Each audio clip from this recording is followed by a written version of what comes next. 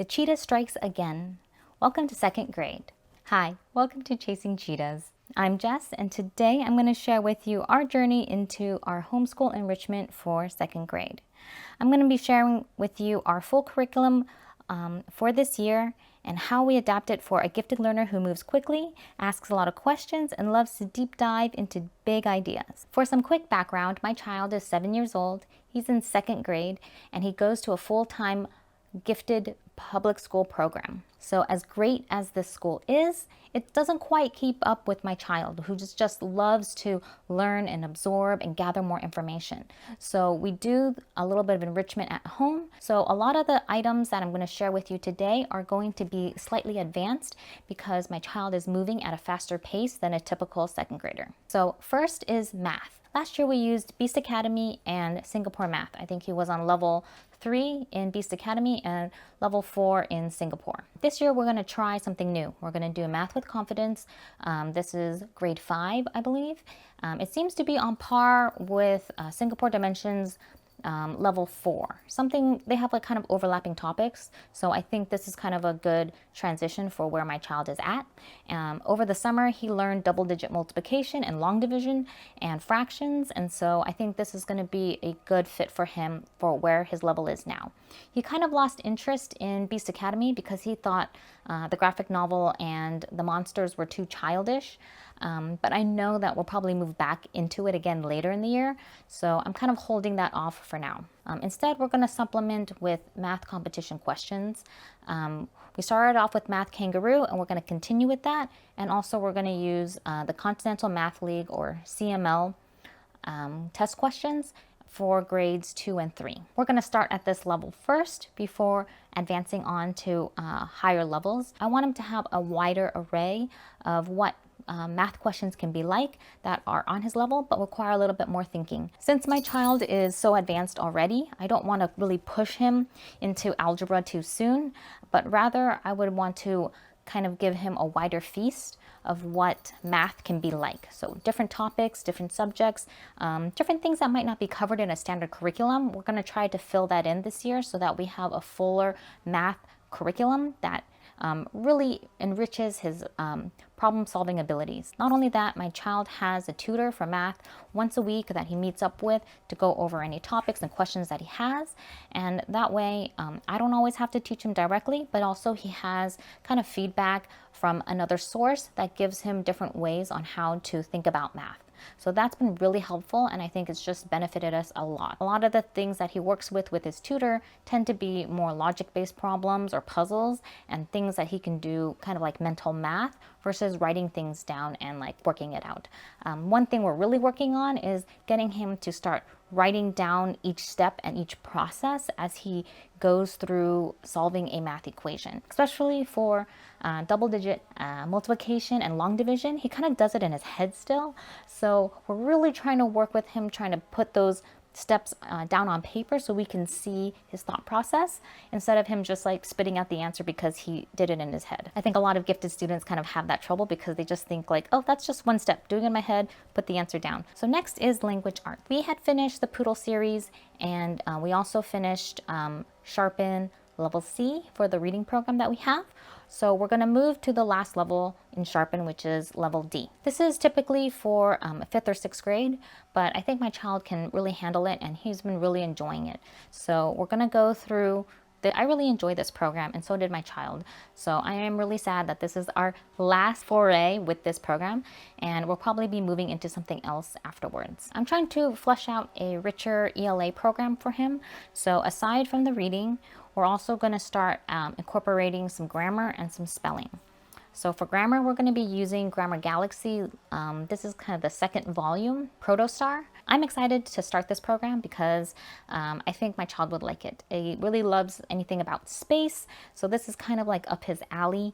And even though there is a lot of reading and a lot of text in these workbooks and in this program, I think my child will enjoy it anyway. So now as for spelling, my child mentions that he's good at spelling, but he wants to get better, especially because the words that he likes to use, he can't really spell. And so I picked up Spelling Power to see if this would benefit him. Spelling power is great because it's supposed to encompass words and vocabulary from kindergarten all the way up to 12th grade about. And so with the gifted kid, I just don't know what level he's at. So I didn't want to buy like a specific grade level and then realize that he knew all the words. So this is why I picked spelling power. We did a placement test at the beginning of summer, and then we tried to work on this program and it kind of fell through. But when I tested him at the beginning of summer, he was around the 5th grade level of this program. And then right now, I recently tested him again just to make sure we can start it up again, see where he is, and he jumped 2 levels. In this program now, he's spelling at a 7th grade level. I'm not really sure how they choose these words and how the levels work exactly, but we're gonna go with it, and then we're just gonna work through the vocabulary list and see how it goes from there. Not only that, we're doing a lot of read alouds and independent reading this year. Last year, my child was really interested in Wings of Fire. He didn't like Magic Tree House, and that was kind of the bulk of what we read, aside from like small books here and there, but the major sources of interest was Wings of Fire. This year, however, he finished the last Wings of Fire book that's out so far, and so we needed a new series to go off of. Over the summertime, we read Wild Robot, and he loved that series so much, he finished all 3 books in 2 weeks.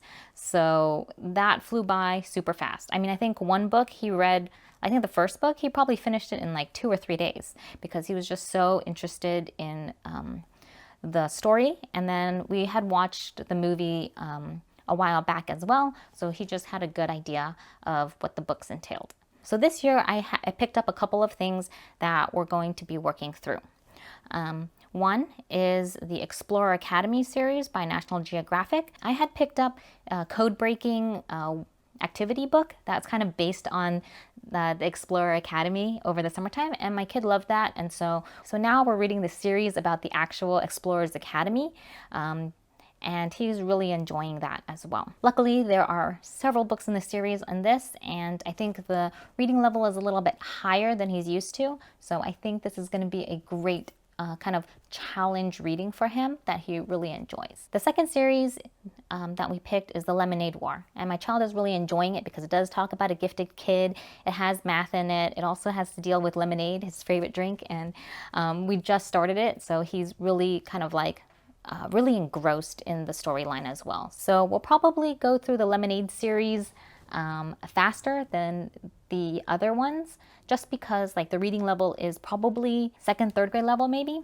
So it's easier for him to read because it doesn't have as large of a vocabulary, and the storyline is fairly simple, and there's just less complexity than with Explorers Academy. And the third series that we're doing is The Mysterious Benedict Society. So over the summer, we watched, I think, the first season of The Mysterious Benedict Society, and my child was hooked onto it. Like, he just loved the story. He loved these puzzles and brain teasers and this kind of mystery problem-solving aspect of the story overall. And so I decided to pick up this series, and even though these books are really big and heavy and thick, I think my child just really will enjoy them. I know if I just pick one book to read for the year, or a handful of books to read for the year, he will just fly right through them. And last year we had 10 Wings of Fire books that we were focusing on, and we went through all of them. So this year I'm kind of stacking them up a little bit more because I know he's a little older. He has a voracious appetite for reading. If you have any recommendations on what books to recommend for my child, I would love to hear it. So the next subject is science. Since my kid really loves math, he also loves science. Like, he's really into learning a lot about just the world around us, and his curiosity is just miles and miles ahead of what I think he would be interested in. I think most of the summer he spent it on learning all this information about engineering, building infrastructure and stuff. So we used this engineering book, and he's been enjoying all the details. He reads up on it, and he examines and studies the diagrams and pictures and stuff. So he's been really loving learning about engineering, and he's also been diving into learning about space, about astronauts, about rocket ships, and all of that. And so I really want to be able to foster that kind of intensity. He loves to learn about this stuff. So over the summer, I got the Oak Meadow grade 5 science book, I think. We were trying to read through that and work through that. And I think that the curriculum is okay, but it's more writing heavy than math heavy. And maybe that's just because it's 5th grade versus like higher grades, that the focus is more on knowledge accumulation versus kind of application of these concepts. So we're going to be moving on to Elevate Science. This is grade 6. This is a middle school science curriculum. And even though this is kind of mostly used for public school, I'm going to try it. I think his math is solid to a degree where we can actually do the math in this science book without any problems. It would be really nice to kind of bridge those two subjects together, to know that like in science, you use a lot of math as much as you use your thinking skills and writing skills to make all of these observations, but like how you do experiments, how you mathematically solve these concepts and understand how these things work, I think it would be just really good to like marry the two together. And so I'm also coupling this with the Khan Academy Middle School Science video program. For the subjects that are in the book, we're going to find the same ones on Khan Academy, just because I think the curriculum is very similar and also the timeline is similar. So I'm hoping that, you know, if we put the two together, it'll be able to have a fully well-rounded science curriculum. Next is history or social studies. This year we're going to start doing History Quest, and we're going to start with the early times. I think this would be a good foray to kind of step into history and to learn a little bit more about it. And so we're going to start with the early times, and we're going to use the study guide and the book readings, or read some more books to kind of expand our knowledge about these areas.